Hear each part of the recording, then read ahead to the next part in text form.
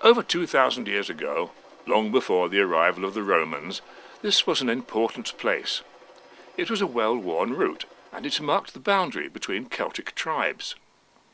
Later, it became a major Roman road, running from the south coast through London to Anglesey, and known as Watling Street. In 410 AD, the Romans left, leaving the British to fend for themselves. Before long, they were suffering frequent attacks by the Picts and Scots, and sought help from the Anglo-Saxons. These mercenaries arrived in large numbers, however, and settled, giving birth to the nation now known as England. But then, in the 9th century, Danish Vikings invaded and occupied the eastern half of the country, creating the Danelaw. Watling Street was now the boundary between the Danes and the Anglo-Saxons. Today, the road has become the A5, and it remains an important artery. Let's look at just some of the significant places to be found along the few miles of Watling Street, from Towcester to Nuneaton. Towcester claims to be one of the first continuously inhabited places in Britain, from the Stone Age to the present day. For the Romans, it was a garrison town known as Lactudurum. It may have been the site of the Battle of Watling Street, fought in about 61 AD between Queen Boudicca's Celtic army and the Roman occupiers. Boudicca was soundly beaten. Today, Towcester is an attractive market town and home to one of Britain's major racecourses.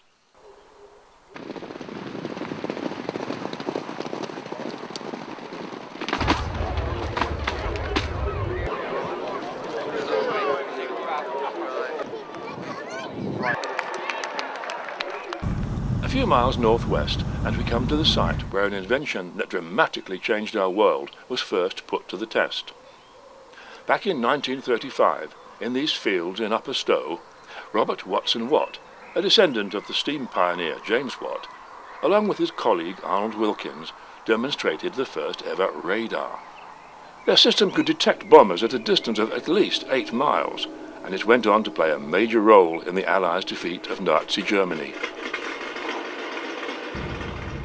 On our way to Weedon, we find a remnant of the early Industrial Revolution. Canals were already taking much traffic from the very inadequate roads. Railways were just starting to make an impact, but there were gaps, especially where hills got in the way.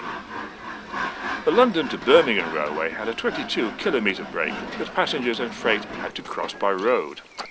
But the going was really tough over the rutted, muddy surface. Then, in the 1820s, engineer Thomas Telford built a stoneway alongside the dirt road. Passengers were carried in large coaches, pulled by teams of horses. Its working life was short, however. Just 10 years later, the Kilsby Railway Tunnel was opened, and trains could now go through the hills. The stoneway soon fell into disrepair and was abandoned. At Nether Hayford, just south of Weedon, we come to another of the many Roman settlements to be found along Watling Street. This is Whitehall Farm, site of a villa that has recently been investigated by archaeologists. Stephen Young has played a major role in the project. We're standing at the site of a Roman villa at Whitehall Farm, which is part of a rural landscape that's associated with Watling Street. Watling Street is fundamentally important to the development of Roman occupation of this area. It's the important trade route and communications route, and it has various roadside stations along it, and the nearest one to us is at Banaventa. And this site is about 5 kilometres away from Banaventa itself. It's one of about 20 sites, most of which develop into villas in the later Roman period. At about the same time, Weedon hosted another, even more important engineering work. Napoleon had conquered much of Europe and was threatening to invade Britain. We needed armaments, and a safe but accessible storage site was chosen right in the centre of the country, on Watling Street.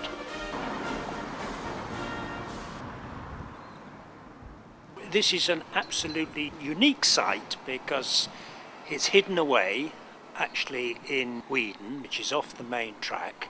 It in fact is a large area of at least 8 particularly large Napoleonic buildings dating from really the very earliest of the 19th century.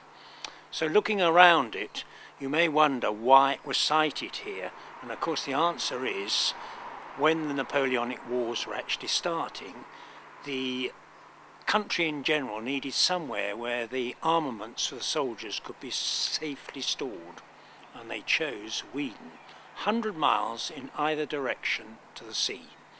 And now, of course, we see it today, complete with the canal connection, which came in 1820, and then the railway came here in the 1840s, when the Main Coast Line, which is literally within a quarter of a mile of here, opened. It was here in use by the military right up till 1965, the mid-60s. And by that time, of course, it had expanded enormously. It also, on the top side here, was the area for the School of Equitation, where the cavalry were trained, and that was all run down long prior to 65, and in 65 they finally decided to dispose of it altogether. Today it's used primarily for small businesses, storage, distribution on a very small basis, a lot of craft industries. A bit further north, and we find a place familiar to users of the M1 motorway, Watford Gap. This was the UK's first motorway service station, opened in 1959.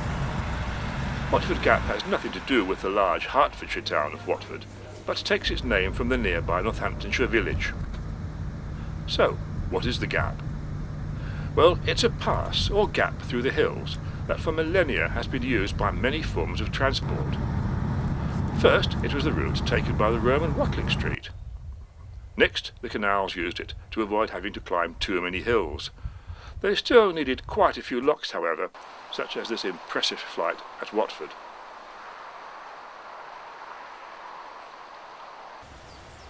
Soon after, the railways also took advantage of the pass to keep their gradients as gentle as possible. Finally, the M1 motorway also squeezed through the gap, so that today we have all four important arteries running cheek by jowl with each other.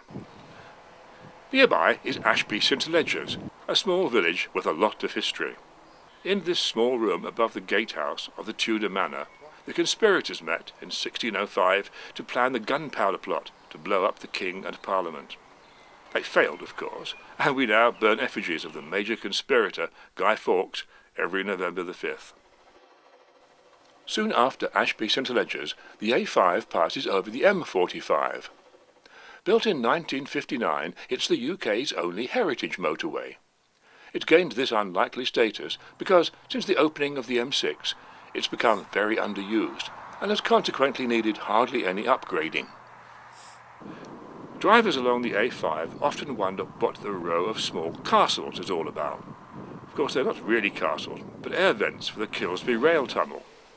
This tunnel, which runs for over 2 kilometres, was built in 1838 to bridge that gap in the London to Birmingham railway.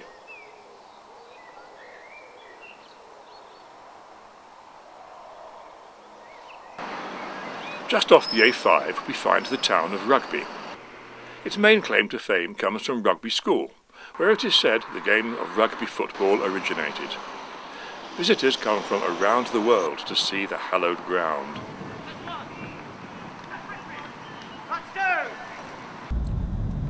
As Watling Street leaves the Rugby area, we come to Durft, the Daventry International Rail Freight Terminal.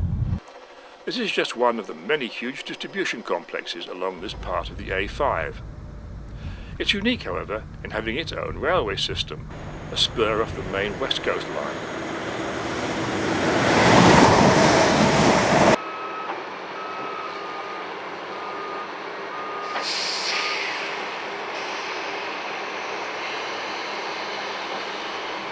Durft is being built largely on the site of a very large Iron Age settlement at Barby Nortoft, most of which will soon be buried under concrete. Immediately next to Durft, we can see the few remaining masts of Rugby radio station. It opened in 1926, and for many years Malcolm Hancock was station manager. My name's Malcolm Hancock, and I was station manager at Rugby radio station until I retired. And of course it's very obvious driving down the A5. Most people remember the large 820-foot masts as you go down. They were constructed in 1924-25, 12 of them 820 feet high.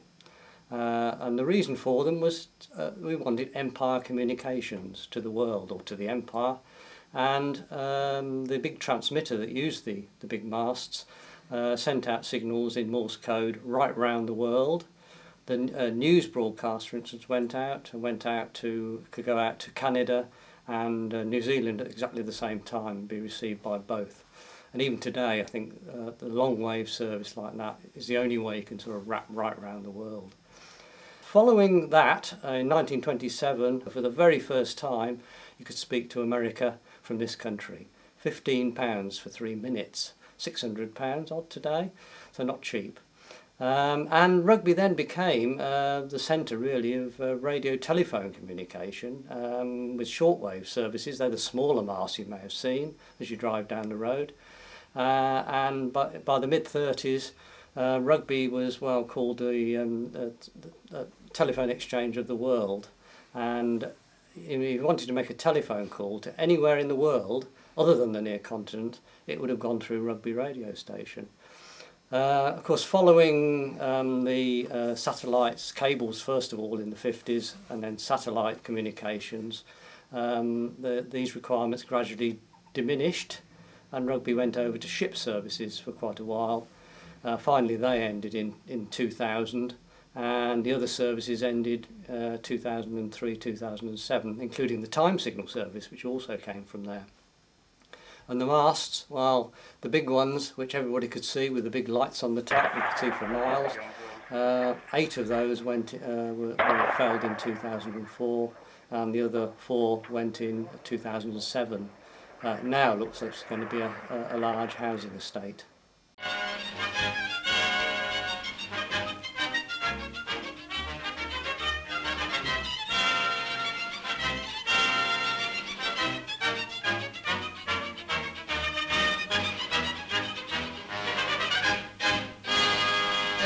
Ends, as in the past, with the whole Commonwealth of English-speaking nations listening to the speech of His Majesty the King.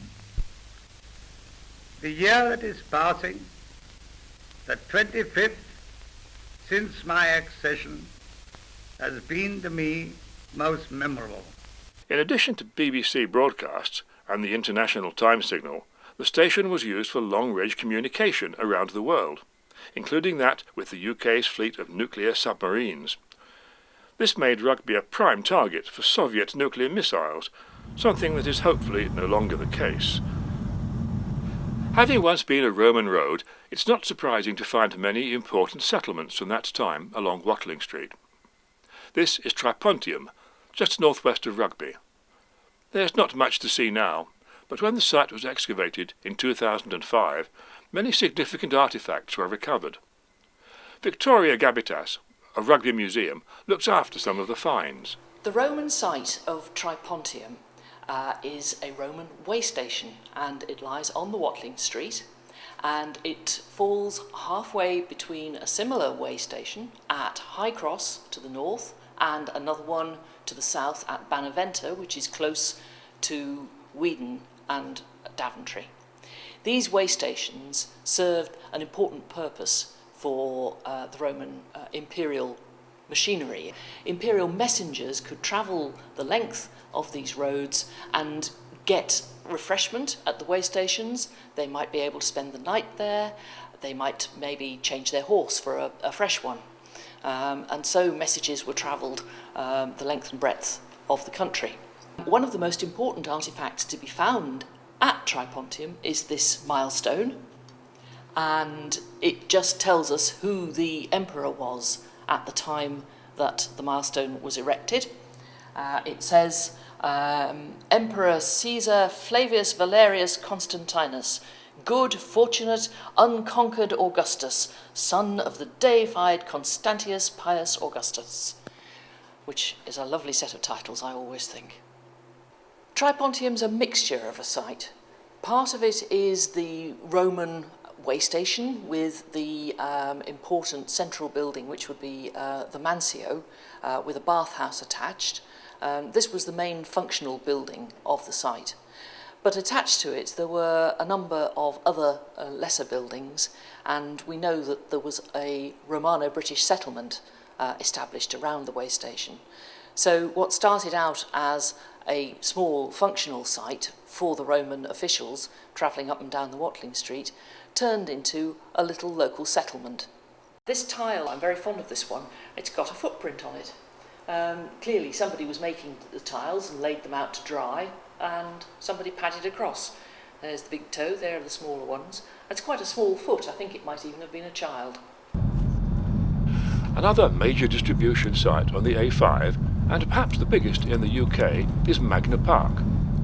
Before taking on its current role, the land was the site of Bitterswell Airport, which was built during the Second World War, mainly for training pilots. It was later taken over by the aircraft manufacturers AWA as an assembly and test site. Now it's home only to lorries. High Cross, the point where Watling Street crosses another major Roman road, the Fossway, which leads to the southwest. This is another location laying claim to being the site of that Battle of Watling Street, where the Romans defeated Boudicca, queen of the rebelling Iceni tribe of Britons. It's also one of several claimants to being the very centre of England. This monument was erected in 1712 by the Denbigh family, in grateful as well as perpetual remembrance of peace, at length restored by Her Majesty Queen Anne in 1712. Close to High Cross lies Wigston Parva, once yet another Roman settlement. Since 1160 it's been the home of Leicestershire's smallest church, St Mary's. Wigston Parva has known troubled times, and in 1579 there was an uprising against the landowner Henry Turville, who was set upon in a most warlike manner by disgruntled villagers, all armed with staves, swords and daggers, who beat him thoroughly.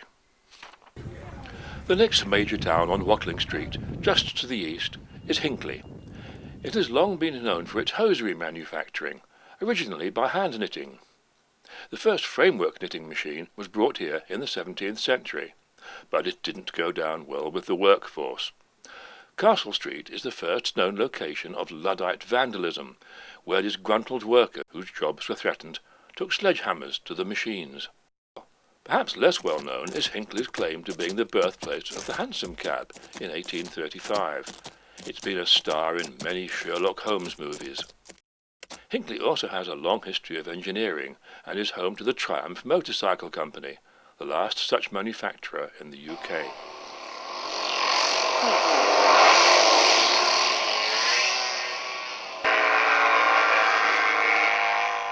This may look like a mountain in the Warwickshire Plains, but in fact it's an old spoil heap from the stone quarry in Nuneaton. The town was once an important coal mining centre, but the pits all closed some time ago. Nuneaton's main claim to fame is as the one-time home of Mary Ann Evans, better known as the novelist George Eliot. Her works, which have read worldwide, include The Mill and the Floss and Middlemarch. Our journey ends at MIRA, the Motor Industry Research Association. MIRA offers a world-leading range of facilities for developing and testing all types of motor vehicle, from motorcycles to buses and tanks.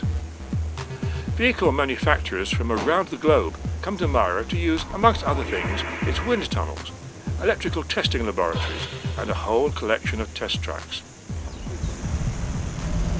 Today they're being used for testing the very latest electric racing cars. From Romans to racers, and for well over 2,000 years, Watling Street has a rich history, and all in just a few miles.